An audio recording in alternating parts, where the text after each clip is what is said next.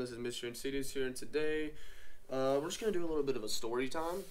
This is basically going to be about my adventures into the Air Force. So, the Air Force was that was a pretty big thing. So, I decided to join the Air Force whenever I was like somewhere like in between junior year or whatever, and it was like I had a lot of stuff going on. That's why I had to quit recording. I had a girlfriend. I was working a bunch, thinking about Air Force opportunities, so I had to stop recording for a while, and just didn't really have enough time for it. And I only want to make videos for the fun of it. I'm not like some big YouTuber like PewDiePie or Markiplier, get a bunch of money from and stuff like that. So I literally just make YouTube videos for fun and make people laugh that I know. So if I get big or whatever, cool. I really don't care. I just want to make people happy. But, yeah, so this is basically just going to be about a story time about, my time at the Air Force. So, I went to this thing called MEPS. It's basically where you get assessed for, like, if you're able to be, into the Air Force or any kind of branch. And it was an experience, a really weird experience. So, it was, like, April the 20th, I think, is whenever I went. And that was, like, one of the most strangest things I've ever done. Like, I literally had to get, like, whole ass, almost naked, besides underwear, with, like, 6 other guys. And have to do this, like, weird-ass, like, duck walk thing and moving my legs like this. Like, it was so weird. And, like, some people couldn't do it. I could do everything because I'm cool. Even though I did struggle on one of them. I can't remember. But, like, I was able to do it first try. That was just the only one I kinda had a struggle with. But, yeah, like, it was just, like, it was strange. Like, that shit was strange. And then I had to, like, I never had a physical. Like, I played sports, but I never had to get a physical for it. So I had this old man, like, touching my wee-wee and, like, all this other weird stuff. And then I kind of knew that going in, cause my what's his name, my recruiter told me that, you know, they're gonna be touching your penis, and I was like, that's cool, that's fine, whatever. And then no, he told me to get on the wall, so I got on the wall, and then like out of nowhere, he's just like, spread your ass cheeks, and I was like, spread my and that was just so strange. Like, I didn't expect him to do that. It literally lasted for, like, a second. And, like, so I just bent over, like, full goatee, ass cheeks, spread. Like, fucking spreading a sandwich to make PBJs. Like, I swear to God. And it was so terrible. And then he was like, okay, that's fine. I'm like, yeah, I'm pretty sure that guy didn't want to look at my asshole as much as I wanted to show it. So that was strange. But at the same time, I felt really comfortable with the guy afterwards. Like, I felt like I could literally tell that guy anything about my entire life. This dude seen me completely naked. He saw my butthole. I don't even think, like, no one's really seen my butthole, I guess, besides, like, my parents that used to wipe my ass, I guess. But, like, that's so strange. Like, anyways, after I got done with MEPS, I started my little journey into, I started working out a little bit more. I started doing a bunch of, like, you know, different exercises, push-ups, sit-ups, all that good stuff. And then it was the day for me to leave. We had a, like, little going-away party. It was pretty fun. I did it at my dad's. I got my hair shaved.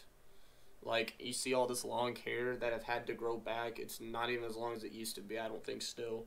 But they shaved my head almost bald at my dad's because I told him I'd let him, which was the stupidest decision I ever made. But, yeah. And then, it was either 21st, 23rd, I can't remember. But it was between one of those days when I finally went on my first day of BMT. And I got to stay in a hotel. Literally first day of BMT, I got to stay in a hotel. They thought I had COVID because I told them that I was coughing. And they were like, oh, you might have COVID. And this begins my whole COVID journey and the reason why I wasn't able really to stay in the Air Force. That and some other really stupid things. But basically, y'all really don't give a shit about my whole life story about the Air Force. Y'all just want to hear about the funny shit. I mean, come on. Yeah. The Air Force was like, oh god.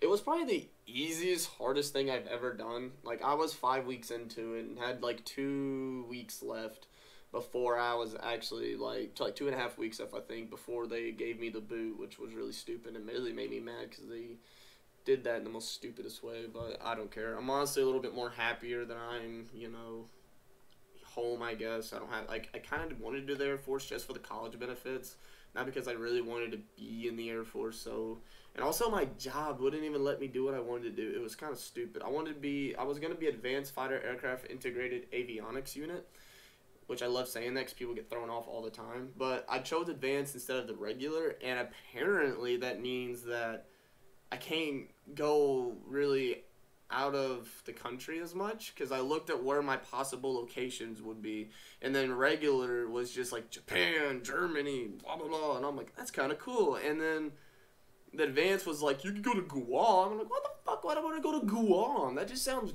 gay. And then it had like Alaska and Hawaii, which was pretty cool, but like, I'm a weeb. I want to go to Japan. Look at my shirt. Come on now. Yeah, it was pretty trash. And then, like, a lot of things they would like to do was, like, say that's weird. And, like, it was so damn funny. Like, anything would happen, and then my MTI would be like, that's weird, trainee. And I'm just like, it was so damn funny. The cafeteria, one of the best things about the Air Force was the showers and the food and sleep. Best things out of the Air Force, even though you would have these things called EC, which basically means you couldn't even get sleep. Basically, you lose 2 hours of it, and I'll go into detail about that later.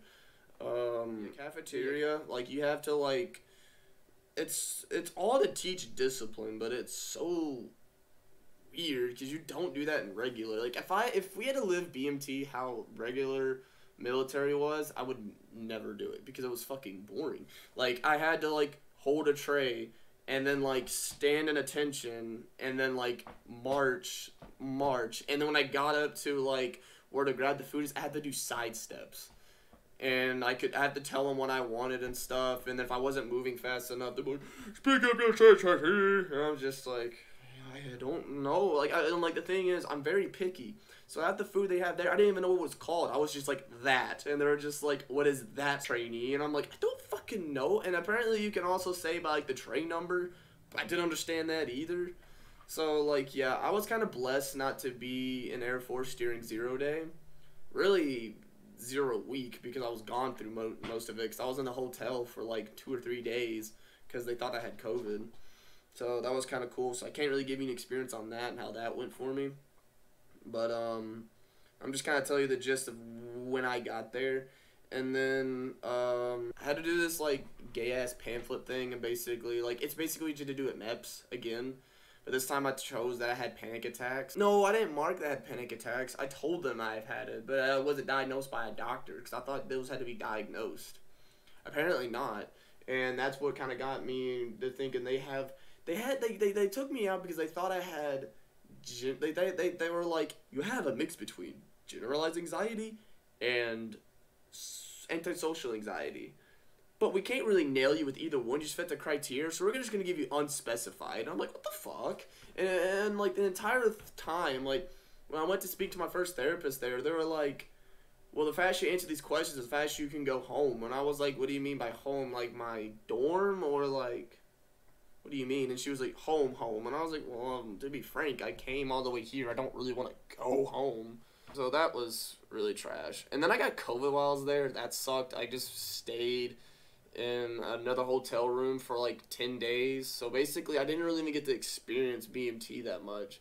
I experienced enough that I know I don't want to go back, but...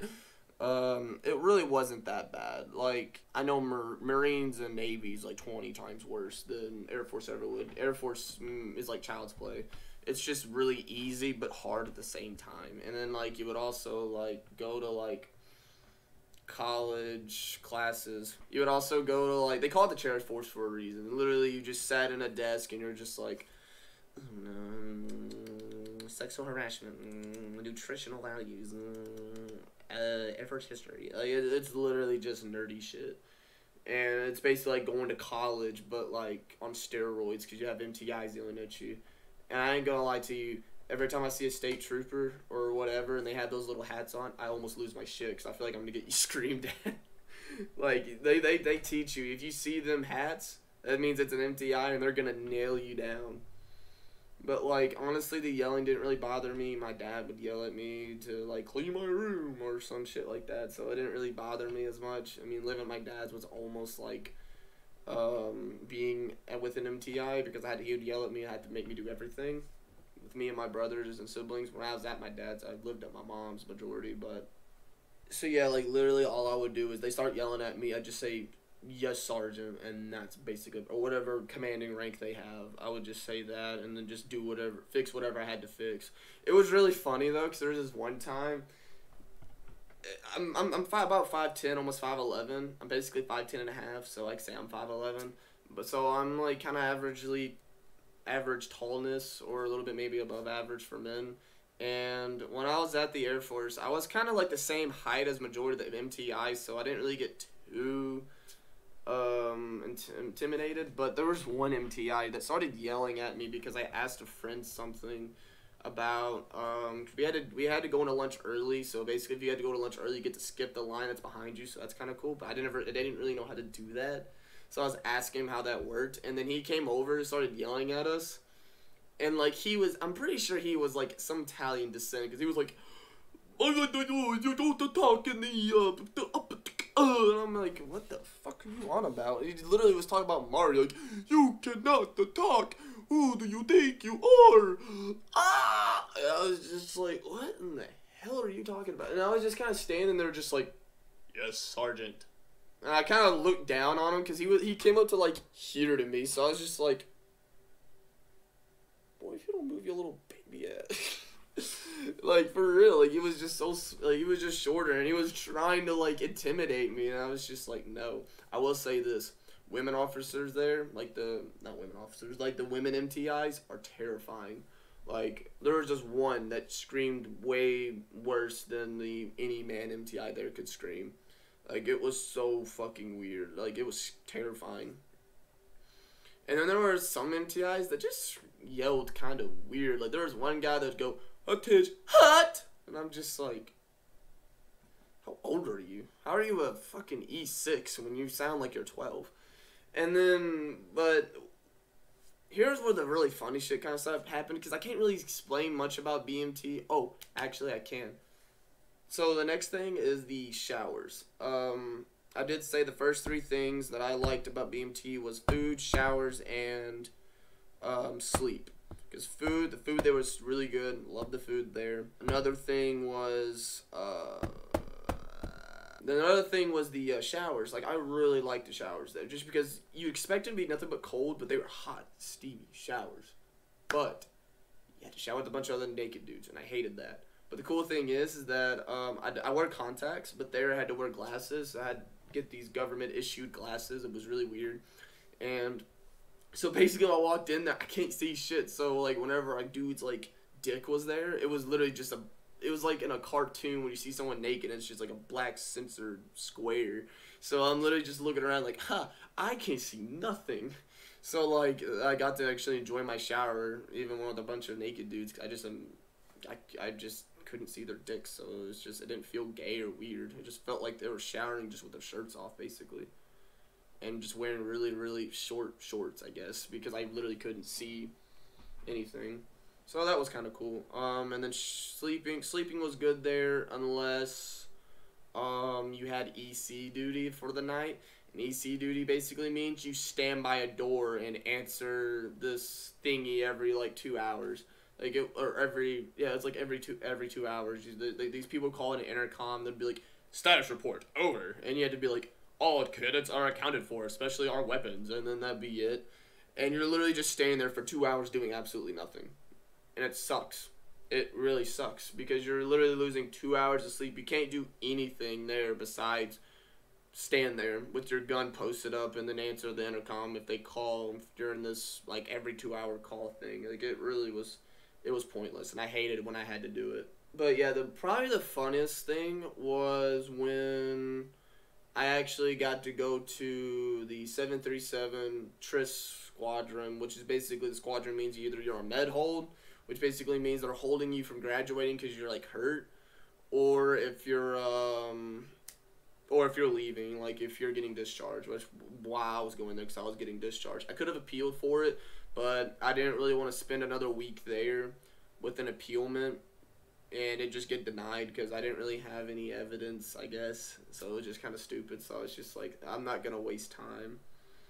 And then it was kind of funny because there's this one moment I'll never forget. It was so fucking funny. So basically at the Tris, everything was the same as regular BMT, but they're very much slacked. Like, you even get phone time every Monday for like an hour. Like, it's kind of cool. But there was one time where we had to, like, literally, like, you had to, like, go down to the bottom to form up with your squadron, and they'll, like, do the creed, I guess, and then you go back up there. You don't have to do PT, no nothing. Like, you do these things called details. Basically, you just clean your dormitory once a day, and then after that, you get to watch TV and do all this cool shit.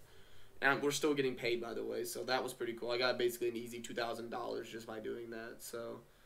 But there was one time we had to go down there and form up, and then, like, our squadron person was just like, platoon, attention, hot!